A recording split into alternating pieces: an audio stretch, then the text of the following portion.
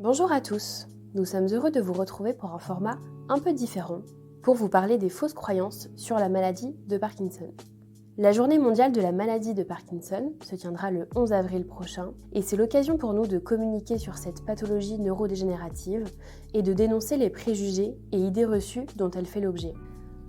Nous voulions introduire ce propos avec quelques généralités sur la maladie de Parkinson. L'Institut national de la santé et de la recherche médicale définit cette maladie comme une maladie neurodégénérative progressive caractérisée par la destruction de certains neurones du cerveau et notamment des neurones à dopamine impliqués dans le contrôle de diverses fonctions comme par exemple les mouvements volontaires, la cognition et la motivation notamment. Alors, les causes exactes de la maladie de Parkinson sont encore aujourd'hui à définir, mais quelques premières hypothèses vont en faveur d'une combinaison de facteurs environnementaux et génétiques. Son diagnostic clinique repose quant à lui sur un examen médical pratiqué par un neurologue. Ce spécialiste va s'attacher à observer des manifestations de la maladie en 2 temps, le passif médical et les symptômes déjà observés. Ces derniers peuvent être de plusieurs ordres: la lenteur dans les mouvements, la rigidité d'un ou de plusieurs membres, les troubles de la posture, de l'équilibre, le tremblement d'un membre au repos, les troubles urinaires ou encore la dépression. Dans ce podcast, on voudrait vous parler de 5 idées reçues sur la maladie de Parkinson. La première idée reçue, c'est la maladie de Parkinson ne touche que les personnes âgées. Ce n'est pas vrai. La maladie de Parkinson ne touche pas que les personnes âgées. Si l'âge moyen du diagnostic est de 58 ans, selon l'association France Parkinson, le professeur Taubois, neurologue spécialisé, explique que 25 à 30% des personnes souffrant de la maladie de Parkinson ont entre 40 et 50 ans et qu'elle touche de façon plus rare des personnes de moins de 30 ans. Deuxième idée reçue sur la maladie de Parkinson, c'est une maladie qui est rare. C'est faux. En France, on estime que plus de 270 000 personnes sont directement concernées par la maladie de Parkinson ou par une maladie apparentée, et environ 10 millions à travers le monde, toujours selon l'association France Parkinson.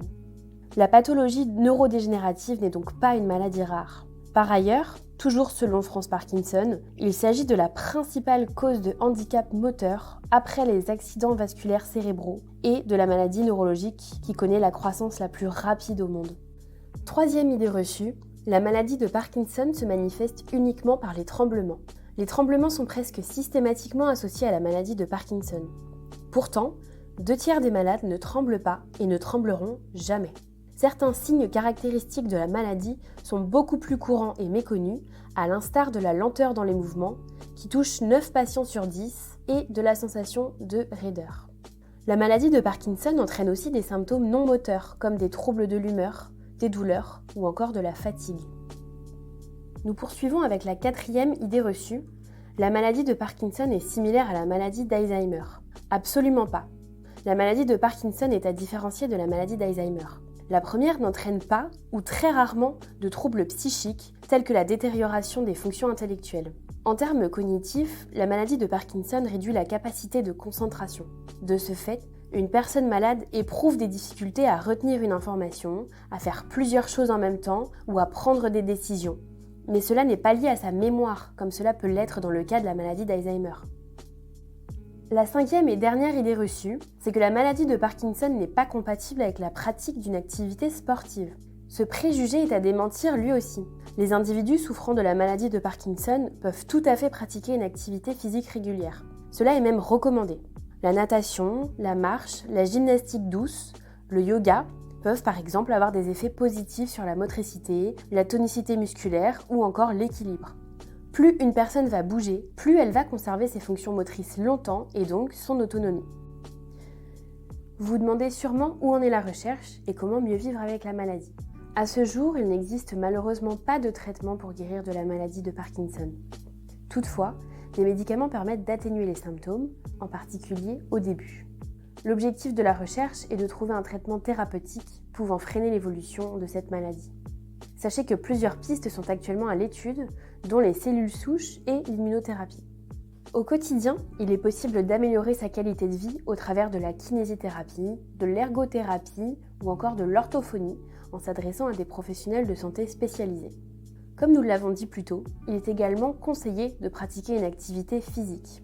À noter que lorsque les symptômes sont prononcés, l'aide d'un kinésithérapeute ou d'un ergothérapeute est parfois nécessaire lors des entraînements.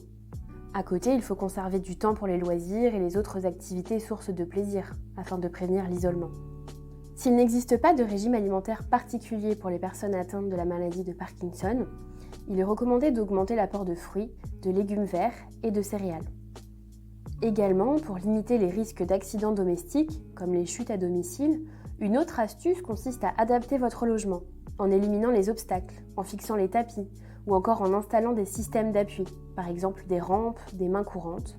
Vous pourrez faire appel à Blue Linea, marque membre de la Silver Alliance, pour vous équiper d'un dispositif de téléassistance. Faire appel à une assistante de vie ou deux, c'est vous permettre d'être accompagné dans les actes de la vie quotidienne, de maintenir un lien social, mais aussi de vous instaurer des repères.